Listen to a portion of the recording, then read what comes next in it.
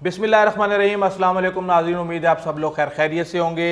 आप ये ख़बर तो सुन चुके होंगे कि सऊदी अरब के जो फरमारवा हैं जनाब शाह सलमान साहब, उन्होंने ट्रंप को टल्ली खड़काई है, फ़ोन किया है उन्होंने और उनको कहा है कि जनाब आप क्यों मेरे बेटे के पीछे लगे हुए हैं, आप क्यों आपने उसकी ज़िंदगी जीरन बनाई हुई है। हमने आपको एक मंसूबा दिया था 2002 में अरब पीस के हवाले से, आप प्लीज़ वो पूरा करवा दें अगर आपको इतना ही इस इलाके में अमन के हवाले से आपको परेशानियाँ हैं। और हम खुद इस मामले में खुद चाहते हैं कि इस खित्ते के अंदर पीस हो और हम उसको कबूल करने के लिए तैयार होंगे। बेसिकली ट्रंप ने जीना हराम किया हुआ है मोहम्मद बिन सलमान का, क्योंकि वो समझते हैं कि जो फेवर्स उन्होंने मोहम्मद बिन सलमान को दिए हैं, उनको out of turn crown Prince बनने की इजाज़त दी है, यमन के मामले में, जमाल खशोगी के मामले में, और जितनी भी उन्होंने संगीन गलतियां की, जितने भी उन्होंने 33 के करीब जो अहम शहजादों को उसको गिरफ्तार करके कोई 40-50 बिलियन डॉलर के करीब उन्होंने निकलवाया था, वो सब कुछ वो ये समझते हैं कि मैंने मोहम्मद बिन सलमान को डिफेंड किया था। तो अब वो बहुत ज़्यादा प्रेशर डाल रहे हैं मोहम्मद बिन सलमान पे आप कोई ना कोई ऐसी कोई एक्टिविटी करें जिससे मैं अक्टूबर सरप्राइज़ दे सकूं। अक्टूबर सरप्राइज़ वो सरप्राइज़ होता है जो कि अमेरिकन इलेक्शन जो कि नवंबर में होते हैं, उससे पहले एक बड़ा न्यूज़ इवेंट क्रिएट किया जाता है और वो न्यूज़ इवेंट जो है वो उस कैंडिडेट की जो जीतने की जो स्पीड है उसको हमवार कर देता है, उसके रास्ते को हमवार कर देता है। मैं आपको बताता हूँ कि कौन कौन से जो अक्टूबर सरप्राइज़ हैं वो ट्रंप दे सकते हैं। लेकिन इस वीडियो में आपको मैं बता दूं कि हम बात करेंगे उसामा बिन लादेन के हवाले से। एक नई लेटेस्ट डॉक्यूमेंट्री आ रही है जियोग्राफिक चैनल के ऊपर। उन्होंने ये इल्ज़ाम लगाया कि उसामा बिन लादेन जो हैं उनके पास फहश मटेरियल था और फहश पर्पज़ के लिए इस्तेमाल करते थे। लेकिन उससे पहले बात कर लें अक्टूबर सरप्राइज़ की। अक्टूबर सरप्राइज़ के हवाले से आपको याद होगा कि जब हिलरी क्लिंटन और ट्रंप के इलेक्शन हो रहे थे और इलेक्शन से पहले हिलरी क्लिंटन जीत रही थी, उनके 48 पॉइंट्स थे लेकिन ट्रंप के 44 पॉइंट्स थे। लेकिन उसके बाद फिर एकदम से CIA के डायरेक्टर ने इल्ज़ाम लगाया कि हिलरी क्लिंटन जब वो ओबामा के साथ थी या उससे पहले जो उनके ओहदे थे तो वो वाइट हाउस के अंदर प्राइवेट ईमेल सर्वर के ऊपर वो कॉन्टैक्ट करती रही हैं, जिसके बाद उनके ऊपर डिफरेंट किस्म के इल्ज़ामात लगाए गए। उनको रैश कहा गया, उनको ब्लैकमेलर कहा गया, उनको कहा गया कि उन्होंने मुल्की मुफादात पे कंप्रोमाइज़ किया और इस तरह की तमाम एक तरह से कैंपेन चलाई गई जिसका ट्रंप को बहुत ज़्यादा फ़ायदा हुआ। और उसके बाद जब इलेक्शन का रिजल्ट आया तो ट्रंप जीत चुके थे। ट्रंप को अभी भी जीतने के लिए अक्टूबर सरप्राइज़ की ज़रूरत है। UAE के साथ डील करवा के वो ये समझते हैं कि अच्छा काम हुआ है, लेकिन ट्रंप ब्रेक लगाने वाले नहीं हैं। ट्रंप को कुछ एक्स्ट्रा ऑर्डिनरी करना है, उन्हें अपनी जीत को यकीनी बनाना है। इस वक्त जो सूरत हाल है, उस वक्त जो बाइडन है वो 50 पॉइंट्स पे खड़े हुए हैं, जबकि जो ट्रंप हैं वो तकरीबन 44 to 42 पॉइंट्स के ऊपर खड़े हुए हैं। और कहा यह जा रहा है कि जितना भी जो वोटर है पार्टी का वो अभी तक ट्रंप के साथ खड़ा हुआ है, लेकिन जो न्यूट्रल वोट है उसको शायद जो डिबेट है उसके अंदर इन्फ्लुएंस किया जाएगा। या वैक्सीन, ट्रंप वैक्सीन चाहेंगे कि नवंबर से पहले वो वैक्सीन की इजाज़त दे दें। उनको इस चीज़ से परवाह नहीं है कि जो इमेच्योर वैक्सीन होगी वो लोगों की सेहत के ऊपर उनकी कितने लोगों की वो जाने ले सकती है। लेकिन वो ये समझते हैं कि शायद वो वैक्सीन नवंबर से पहले लॉन्च कर दें और उसकी इजाज़त दे दें इस्तेमाल करने के लिए।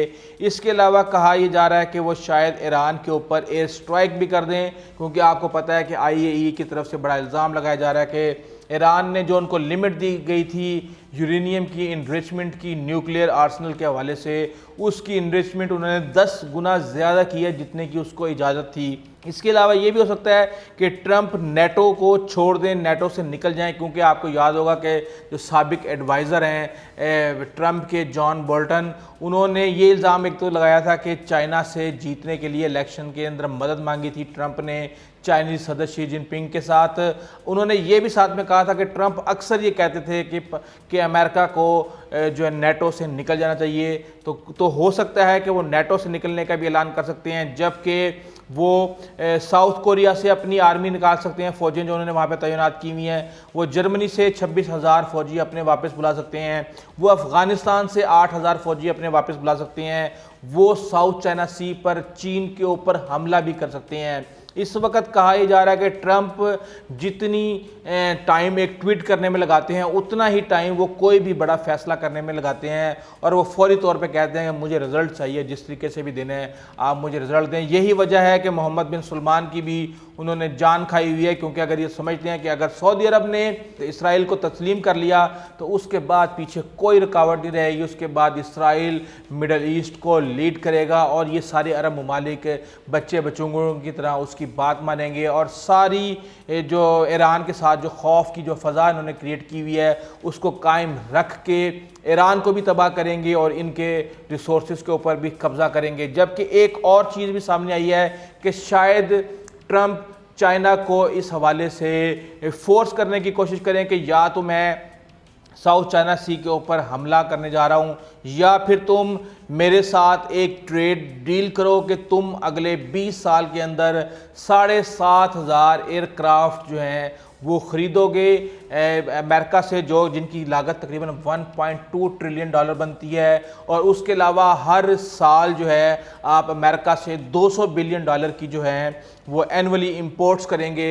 और इस हवाले से और भी काफ़ी सारी ऐसी चीज़ें हैं जो कि अक्टूबर सरप्राइज़ में आ सकती हैं, और आने वाले दिनों में मैं ये समझता हूँ कि ये जो भारत और चाइना का मामला है ये भी जब तक के ट्रंप के इलेक्शन नहीं हो जाते ये मामला भी टलने वाला नहीं है। जबकि पूरी दुनिया में इस वक्त आप देख रहे हैं कि वहाँ पे तुर्की लिबनान के साथ उलझा हुआ है, मिडल ईस्ट में जनाब यूएई अपना यमन के अंदर एक रोल प्ले कर रहा है, लीबिया के अंदर अलग रोल प्ले कर रहा है, इसराइल के साथ मिलके वो स्कूटा आइलैंड के ऊपर अलग अपना रोल प्ले कर रहा है, घेरा तंग किया जा रहा है ईरान के गिर्द, जबकि चाइना ईरान के साथ मिलकर अपनी कार्रवाइयाँ डाल रहा है। ये सारे के सारे जो खेल हैं ये नवंबर से पहले ख़त्म होने वाले नहीं है, क्योंकि जब तक अमेरिका के इलेक्शन नहीं हो जाते इस दुनिया में अभी मेरे ख़्याल से जो ख़बरों की दुनिया है उसमें भूचाल रहेगा और ये गर्मा गर्म ख़बरें आप तक आती रहेंगी।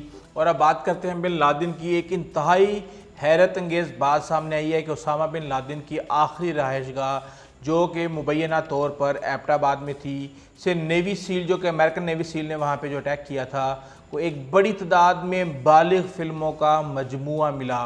साथ में ये लाइन भी लिखी गई है उस खबर के अंदर कि जो इनकी तालीमात से हम आहंग नहीं है। अलकायदा के बानी उसामा बिन लादेन के बारे में नेशनल ज्योग्राफिक की आने वाली एक दस्तावेजी फ़िल्म में एक गैर रवायती थ्योरी को एक्सप्लोर किया गया है, जिसमें बताया गया है कि क्यों इस्लामी मुबल्लिग पाकिस्तान में अपने आखिरी ठिकाने में फहश मवाद का एक वसी ज़ख़ीरा रखते थे, जहां इन्हें मई 2011 में अमेरिकन नेवी सील्स ने शहीद किया था। इस दस्तावेजी फ़िल्म, जिसे बिन लादेन की हार्ड ड्राइव कहा जाता है और जो 10 सितंबर को मुकम्मल तौर पर रिलीज़ होने वाली है, इसमें यह नहीं कहा गया कि ये फैश मवाद उसामा बिन लादेन देखने के लिए इस्तेमाल करते थे, बल्कि वो इस मवाद में और वीडियो फाइल्स में अपने मिशंस और कार्रवाइयों के बारे में आर्डर जो हैं, जो उनकी अहकामात थे, उनको इनकोड करते थे, जिसे पैगाम वसूल करने वाले डीकोड करते थे, और वो लिख के कोई भी पैगाम नहीं भिजवाते थे, क्योंकि वो समझते थे कि इसको बीच में